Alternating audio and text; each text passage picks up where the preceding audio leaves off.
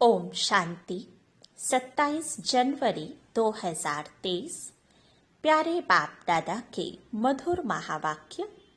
मीठे बच्चे, पारस बुद्धि बनने के लिए बाप जो समझाते हैं उसे अच्छी तरह से समझना है। स्वयं में धारणा कर दूसरों को कराना है। प्रश्न: कौन सा एक राज बहुत ही गुह्य, गोपनीय और समझने का है?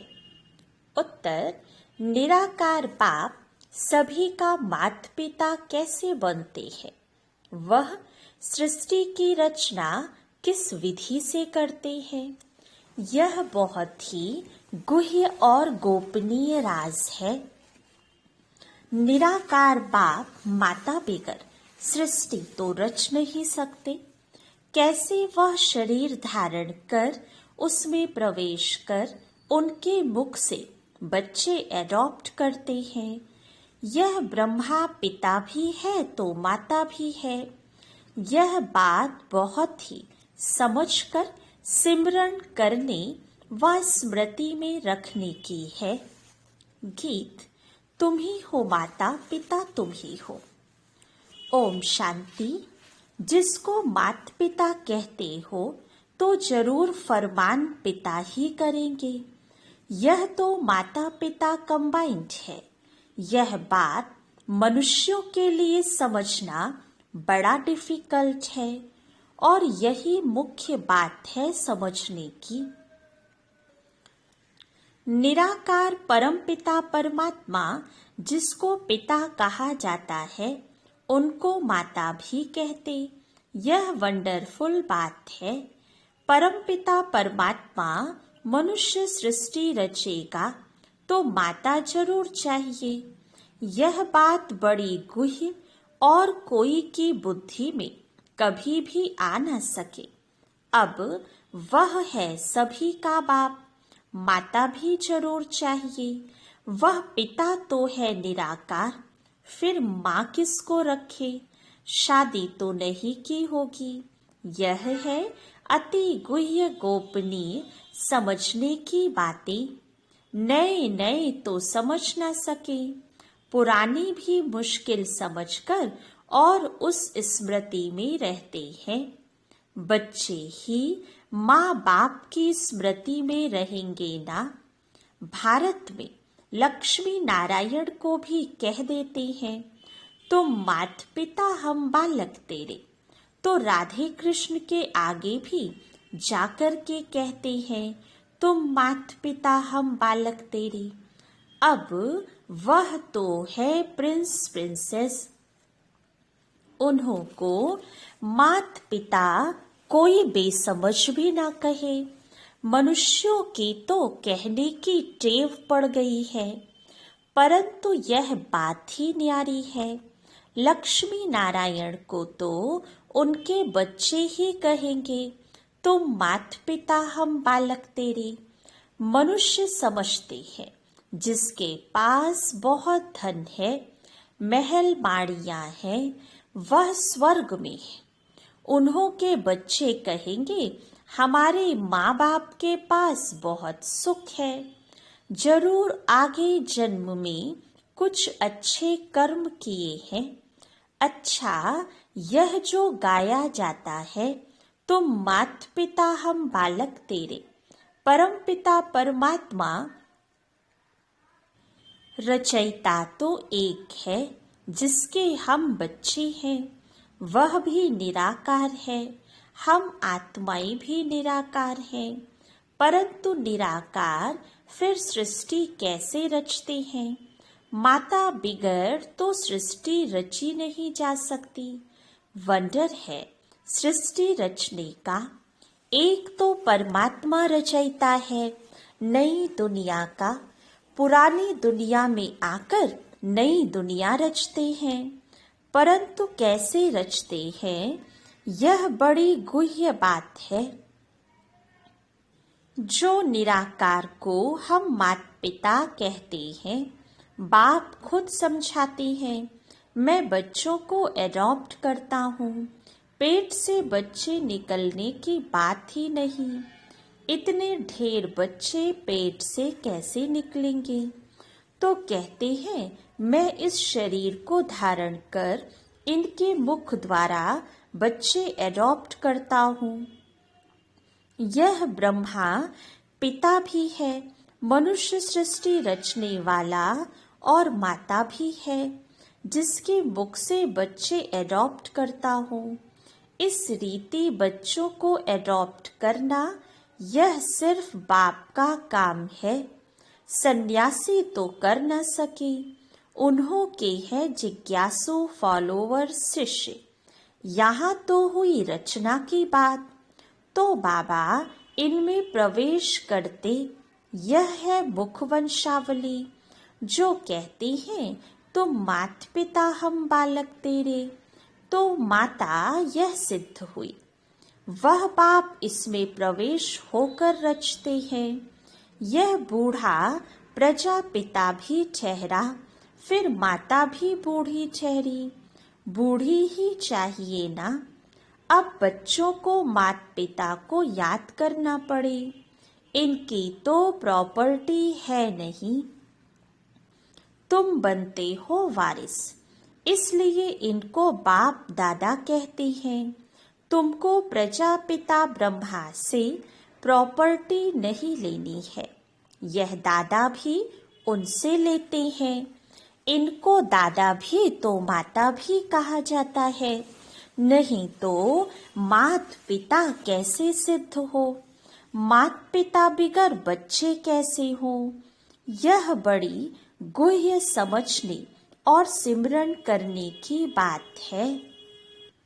बाबा आप पिता हो, इस माता द्वारा हमने जन्म लिया है। बरोबर वर्षा भी याद आता है। याद उस बाप को करना है। ज्ञान से तुम समझ भी सकते हो कैसे बाप पतित दुनिया में आते हैं। कहते हैं, जिसमें प्रवेश करता हूँ, यह हमारा बच्चा भी है, तुम्हारा बाप भी है, और फिर माता भी है।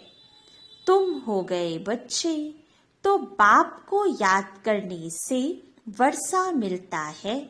माता को याद करने से वर्षा नहीं मिलेगा। निरंतर उस बाप को याद करना है, बाकी इस शरीर को भूलना है। यह ज्ञान की बातें समझने की है। बाप पुरानी दुनिया में आकर नई दुनिया रचते हैं, पुरानी को खलास कर देते हैं। नहीं तो कौन खलास करे? गाया भी हुआ है, शंकर द्वारा पुरानी दुनिया का विनाश। यह ड्रामा में नूत है, इसलिए गायन में भी आता है। तुम बच्चे जानते हो, हमारे लिए नई राजधानी बन रही है। विनाश की फुल तैयारियां हैं। तुम इतने ढेर हो, सब राजाई पद पा रहे हो। ऐसे नहीं, अंधश्रद्धा से मान लिया है। कोई ने कहा राम की सीता चुराई गई सत। कोई भी बात ना समझो तो समझने की कोशिश करो, नहीं तो बेसमझ के बेसमझ ही रह जाएंगे। भक्ति मार्ग में तो अल्पकाल का सुख मिलता है, उसका फल उसी जन्म में व दूसरे जन्म में अल्पकाल के लिए मिल जाता है। तीर्थ यात्रा पर जाते हैं, कुछ समय तो पवित्र रहते हैं, पाप नहीं करते, दान पुण्य भी करते हैं। इसको कागविष्टा के समान सुख कहा जाता है। यह तुम बच्चे ही समझ सकते हो, क्योंकि तुम बंदर से बदल मंदिर लायक बने हो। सतयुग में तुम पारस बुद्धि थे, क्योंकि पारसनाथ पारसनाथनी का राज्य था, सोने के महल थे। अब तो पत्थर ही पत्थर है। पारस बुद्धि से पत्थर बुद्धि कौन बनाते हैं? 5 विकार रूपी रावण।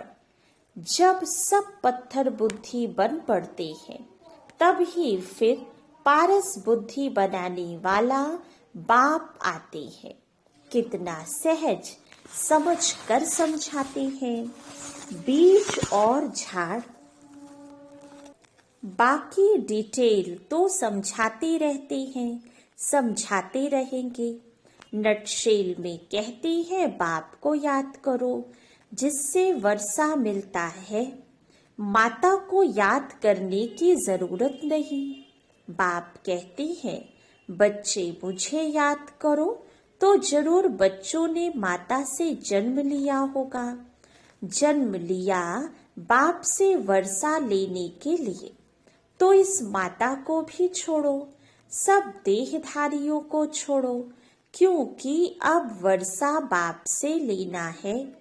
अब बच्चे समझ गए हैं कि हम आत्मा रूहानी बाप के बच्चे हैं, और फिर जिस्मानी माता पिता के भी बच्चे बने हैं।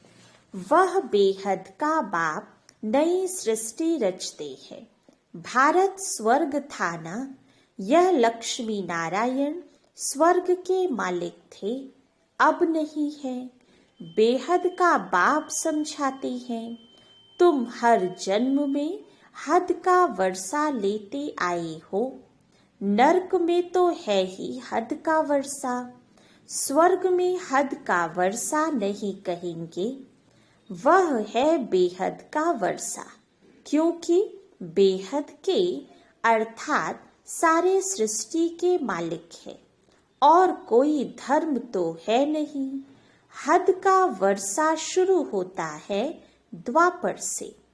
सतयुग में है बेहद का, तुम प्रारब्ध भोगते हो। वहां तुमको बेहद की बादशाही है, यथा राजा रानी तथा प्रजा। प्रजा भी कहेगी हम सारे सृष्टि के मालिक हैं। अभी तो प्रजा ऐसे नहीं कहेगी कि हम सारे सृष्टि के मालिक हैं, अभी तो हदें लगी पड़ी हैं। वह कहते हैं हमारे पानी के अंदर नहीं आ सकते, यह टुकड़ा हमारा है। वहां प्रजा भी कहेगी हम विश्व के मालिक हैं। हमारे महाराजा महारानी लक्ष्मी नारायण भी विश्व के मालिक हैं। यह अभी हम समझते हैं कि वहां एक ही राज्य रहता है, वह है बेहद की बादशाही। भारत क्या था किसकी बुद्धि में भी नहीं है। तुम बच्चों को अब शिक्षा मिलती है कि बेहद के बाप से वर्षा लो। हम कहते हैं तो जरूर हम ले रहे हैं। बेहद का बाप है ही स्वर्ग का रचयिता, गाया भी जाता है 21 पीढ़ी राज्य भाग्य।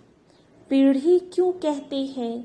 क्योंकि वहां बूढ़े होकर मरेंगे, वहाँ अकाली मृत्यु नहीं होगा। माताएं कभी भी विधवा नहीं बनेंगी।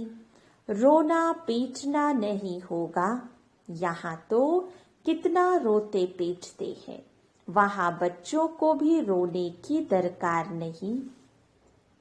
यहाँ तो बच्चों को रुलाते रहते हैं कि मुख बड़ा हो, वहाँ ऐसी बात नहीं। यह तो सब बच्चे समझते हैं कि हम अभी बेहद के बाप से कल्प पहले मिसल वर्षा ले रही है। 84 जन्म पूरे हुए, अब जाना है। निरंतर बाप और वर्षे को याद करने से विकर्म विनाश होंगे। मनमना भव का अर्थ कितना सहज है। गीता भल झूठी है, परंतु उसमें कुछ न कुछ सच तो है ना। मुझ अपने बाप को याद करो। श्री कृष्ण तो ऐसे नहीं कहेंगे कि मुझे याद करो, तुमको मेरे पास आना है। परमात्मा अभी सर्व आत्माओं को कहते हैं कि तुम सभी आत्माओं को मच्छरों सदृश आना है। तो जरूर आत्मा परमात्मा बाप को ही फॉलो करेगी। श्री कृष्ण ऐसे नहीं कहेंगे कि मुझ आत्मा को याद करो, उनका नाम ही कृष्ण है। आत्मा कोई भी नहीं कह सकती आत्माएं सभी भाई भाई हैं। यह तो बाप कहते हैं मैं निराकार हूँ, मुझ परम आत्मा का नाम शिव है। तो श्री कृष्ण कैसे कहेंगे? उनको तो शरीर है, शिव बाबा को तो अपना शरीर है नहीं। शिव बाबा कहते हैं बच्चे तुम्हें भी पहले अपना शरीर नहीं था, तुम आत्मा निराकार थी, फिर शरीर लिया है। अब तुमको ड्रामा के आदि मध्य अंत की स्मृति आई है। बाप सृष्टि कैसे कब और क्यों रचते हैं? सृष्टि तो है ना, गायन भी है। ब्रह्मा द्वारा नई सृष्टि की रचना की तो जरूर पुरानी सृष्टि से ही नई सृष्टि की रचना करते होंगे। कहते भी हैं मनुष्य से देवता बनाया। बाप कहते हैं मैं तुमको इस पढ़ाई से मनुष्य से देवता बनाता हूँ। पूज्य देवता थे, फिर पुजारी बन गए हो। मनुष्य तो समझते नहीं कि हम 84 जन्म कैसे लेते हैं। क्या सभी 84 जन्म लेंगे? सृष्टि वृद्धि को प्राप्त करती रहती है, तो सभी कैसे 84 जन्म लेंगे? जरूर जो पीछे आएंगे उनके जन्म कम होंगे। 25-50 वर्ष के अंदर 84 जन्म कैसे लेंगे? यह है स्वदर्शन चक्र। उन्होंने फिर स्वदर्शन चक्र को एक हथियार का रूप बना दिया है। अब तुम आत्माओं को यह स्मृति आई है कि हमने 84 जन्म ऐसे ऐसे भोगे हैं। अभी चक्र पूरा होता है, फिर से ड्रामा को रिपीट करना है। पहले पहले आदि सनातन देवी देवता धर्म जरूर चाहिए, जो प्रायः लोप हो गया है। मनुष्य कहते हैं हे गॉड फादर रहम करो, तो बाप कहते हैं अच्छा तुमको दुख से लिबरेट कर सुखी बनाता हूँ। बाप का काम ही है सबको सुखी बनाना, इसलिए मैं कल्प कल्प आता हूँ, आकर के भारत को हीरे जैसा बनाता हूँ, बहुत सुखी बनाता हूँ। बाकी सबको मुक्ति धाम में भेज देता हूँ। भक्त चाहते भी हैं भगवान से मिलने, क्योंकि सुख के लिए तो सन्यासियों ने कह दिया है यह काग विष्टा के समान सुख है। और दूसरा फिर कहते इस ड्रामा के खेल में फिर आए ही नहीं, मोक्ष को पाले। यह चक्र अब मोक्ष तो मिलना नहीं है, यह है बना बनाया ड्रामा। सारे सृष्टि की हिस्ट्री ज्योग्राफी को तुम बच्चे अभी जानते हो कि यह कैसे चक्र लगाती है, जिसको ही स्वदर्शन चक्र कहा जाता है। यह जो दिखाते हैं स्वदर्शन चक्र से सभी के सिर काटे, कंस वध का नाटक दिखाते हैं, ऐसे कुछ भी है नहीं। यहाँ हिंसा की बिल्कुल बात नहीं। यह तो पढ़ाई है, पढ़ना है, बाप से वर्षा लेना है। बाप से वर्षा लेने के लिए किसको कत्ल करते हैं क्या? वह होता है हद का वर्षा। यह है बेहद का। बेहद के बाप से बेहद का वर्षा लेना। गीता में लड़ाई आदि की कितनी बातें लिखती हैं, वह तो कुछ भी है नहीं। पांडवों की लड़ाई वास्तव में कोई के साथ है नहीं। यह तो योग बल से बेहद के बाप से तुम बच्चे वर्षा ले रहे हो नई दुनिया के लिए। इसमें लड़ाई की कोई बात नहीं। अच्छा, मीठी मीठी सिखी लधे बच्चों प्रति माता पिता बाप दादा का याद प्यार और गुड मॉर्निंग। रूहानी बाप की रूहानी बच्चों को नमस्ते। रूहानी बच्चों की रूहानी बाप दादा को याद प्यार गुड मॉर्निंग और नमस्ते। धारणा के लिए मुख्य सार। फर्स्ट पॉइंट, बाप से 21 पीढ़ी का वर्षा लेने के लिए निरंतर बाप और वर्षे को याद करने का पुरुषार्थ करना है। किसी भी देहधारी को याद नहीं करना है। सेकंड पॉइंट, बुद्धि में स्वदर्शन चक्र फिराते रहना है। हम पूज्य थे, फिर पुजारी बने, 84 जन्मों का चक्र पूरा किया, फिर से ड्रामा रिपीट होना है। हमें पुजारी से पूज्य बनना है। यह स्मृति ही स्वदर्शन चक्र है। वरदान, समानता द्वारा समीपता की सीट ले फर्स्ट डिवीजन में आने वाले विजयी रत्न भव। समय की समीपता के साथ साथ आप स्वयं को बाप के समान बनाओ। संकल्प, बोल, कर्म, संस्कार और सेवा सब में बाप जैसे समान बनना अर्थात समीप बनना है। हर संकल्प में बाप के साथ का, सहयोग का, स्नेह का अनुभव करो। सदा बाप के साथ और हाथ में हाथ की अनुभूति करो तो फर्स्ट डिवीजन में आ जाएंगे। निरंतर याद और संपूर्ण स्नेह एक बाप से हो तो विजय माला के विजयी रत्न बन जाएंगे। अभी भी चांस है, टू लेट का बोर्ड नहीं लगा है। स्लोगन, सुखदाता बन, अनेक आत्माओं को दुख अशांति से मुक्त करने की सेवा करना ही सुख देव बनना है। अच्छा, ओम शांति।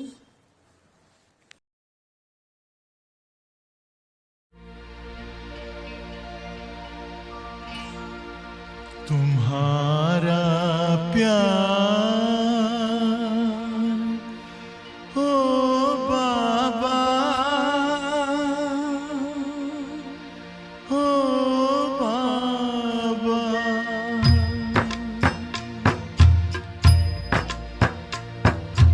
ओम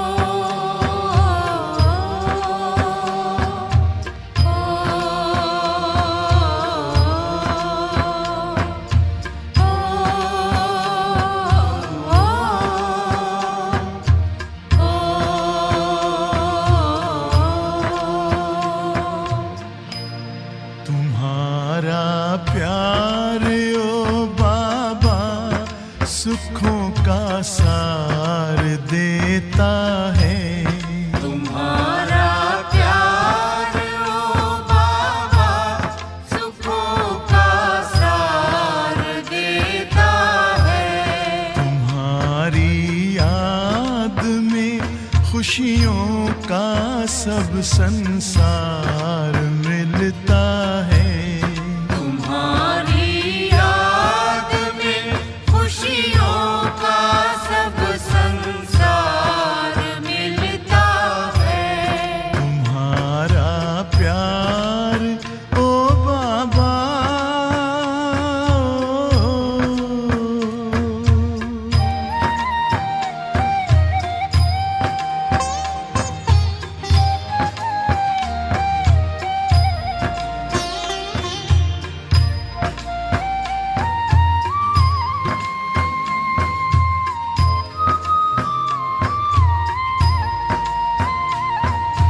तेरे हाथों में जिसने हाथ अपना दे दिया बाबा,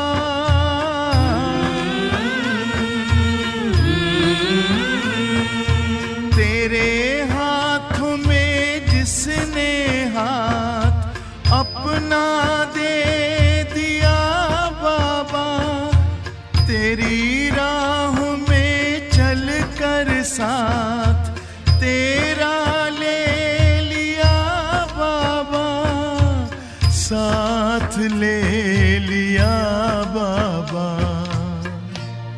कमल के फूल सा जीवन जगत में उसका खिलता है। तुम्हारा प्यार ओ बाबा,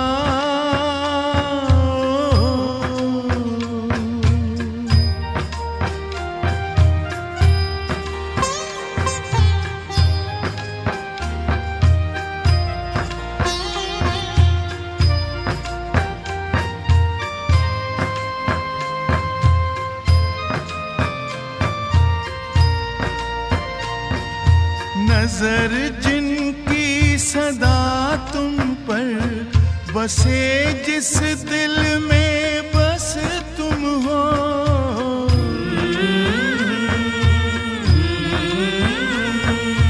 नजर जिनकी सदा तुम पर बसे, जिस दिल में बस तुम हो, बने पावन सरस जीवन दिखते बस तुम ही तुम हो, दिखते बस तुम ही तुम हो।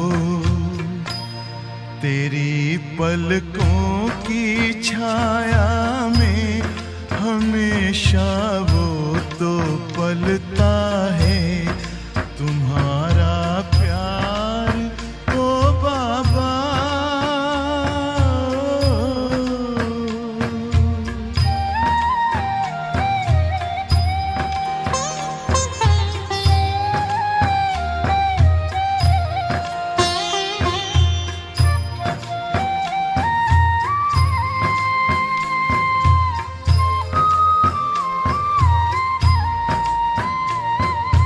जिसे तू मिल गया बाबा, नशा नारायणी उसको,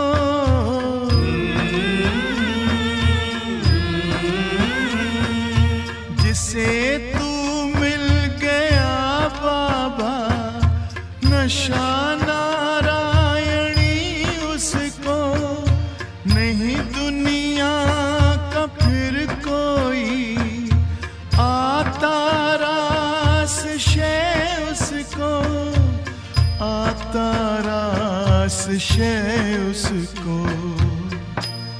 गगन में पंछी बन उड़ता, सितारों पर वो चलता है।